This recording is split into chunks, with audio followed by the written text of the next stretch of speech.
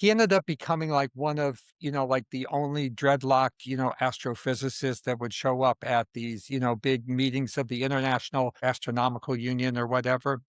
But the reason I'm bringing it up is he tells the story that at the beginnings of Afrofuturism, basically like in the 80s, 70s, thereabouts, there was this group in the Bronx called the Five Percenters. And I had actually never heard of them.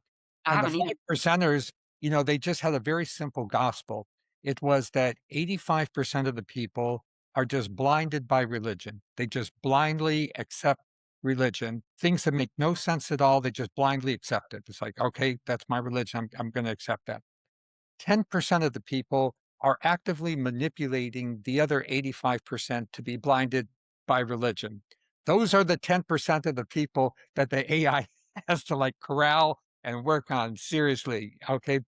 And then in the five percenters, they believe 5% of the people are descendants from Afro-Asians who were influenced by extraterrestrials, hundreds of years ago, and continue that free-thinking, hardworking, scientific orientation. And so they called themselves the five percenters. And you, to me, are a total five percenter, and I'm just like so happy to be a five So percenter. are you. Hey, I gotta ask you, do you have a hard stop? Because I have like 5 more questions, but we could do a part 2 if you got a hard Yeah, stop. I kind of do because I've got Okay. she's got some other things planned up, so I gotta get I know to. it's a holiday, by the way. Thank you for giving Um, me your time on a hey, holiday. are you kidding? This is a holiday for me being Me able to too. hang out with you for an hour, so for I sure. know, me too. Well, you're totally a 5 percenter. So now, and we're gonna have another conversation because I gotta tell you You about the gotta read stealth Jazz of Physics, and then we'll talk more on that. Yeah, I'm gonna read Jazz of Physics. But I gotta tell you about that High Skies building a hydrogen aircraft and that we've actually started manufacturing, but that's a conversation for another day. No, let's talk about that. I am so into hydrogen. It's I like know. I'm So into let's talk hydrogen about the biology, next okay, hydrogen the aid.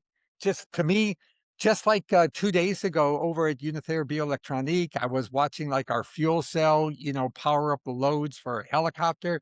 So I'm totally with hydrogen. so when did you get the hydrogen aviation bug? I love it that you're involved with Piasecki. I love John. I'm so sorry about Greg and his mother recently. Yeah, that was really sad. It was, and I was so excited to see you in that picture, and I was like, "Oh, what are they doing up there in So the Pennsylvania?" so the the story on hydrogen is that the PA 890 was the Piasecki's effort to address this 10-point spec that I had for what was called the electrically powered semi-autonomous rotorcraft for organ delivery, or EPSROD for short. And Okay. they said, okay, we could do it. It's the PA 890. However, there's only one part of your spec that we can't meet is with battery technology, we cannot meet 250 nautical miles. I said, it's absolutely essential. John and Fred was there too. You meet that part of the spec.